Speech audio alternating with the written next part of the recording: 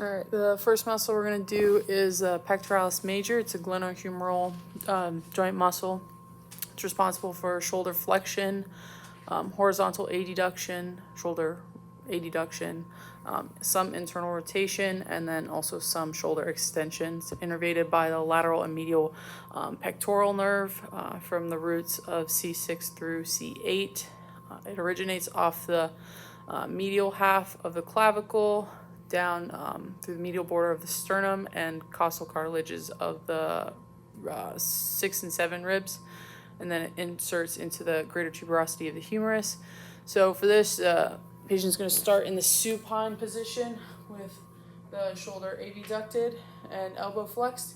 I'm going to stabilize this side, so just go ahead and come straight across. Good. So movement is horizontal adduction, and then resistance is going to be distal humerus. So go ahead. Good. And then this side, we'll test the same thing. So stabilize here. Go ahead and come straight across. Good. Again, resist distally. Good. So that would be 5 out of 5. Any compensations would be any type of rolling of the torso. All right, so the next muscle we have is serratus anterior. This is a scapular thoracic muscle. Its actions are going to be scapular fixation onto the rib cage, scapular depression, elevation, as well as protraction and upward rotation. It's going to be innervated by the long thoracic nerve at the roots of C5 through C8. It originates off the medial border of the scapula, and it inserts into ribs 1 through 8 or 9, depending on the person. So starting position for this, the patient's going to be supine with elbow bent and shoulder flexed to 90 degrees, just like this. And there's no stabilization hand for this one.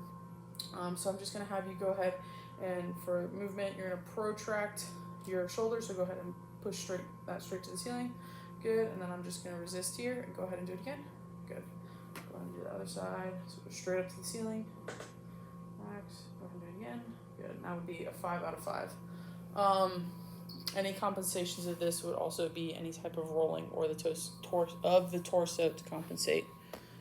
All right, so the next muscle we have is latissimus dorsi. It's a glenohumeral joint muscle. It's responsible for shoulder extension, adduction, and internal rotation. It's innervated by the thoracodorsal nerve from C6 to C8.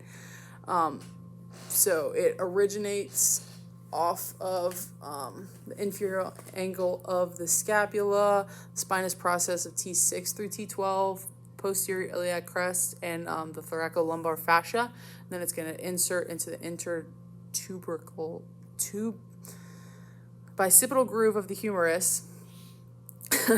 So the starting position for this is going to be prone off the table. Stabilization for this is not really any. If they start to kind of compensate, you can stabilize the opposite side of the pelvis. So for this, when you do this motion, I want you to think about bringing your scapula towards your spine. So movement for this is going to be extension and adduction. So as you come back, you're going to come across in like a diagonal movement. So go ahead and stabilize. Go ahead and do that movement for me. Good.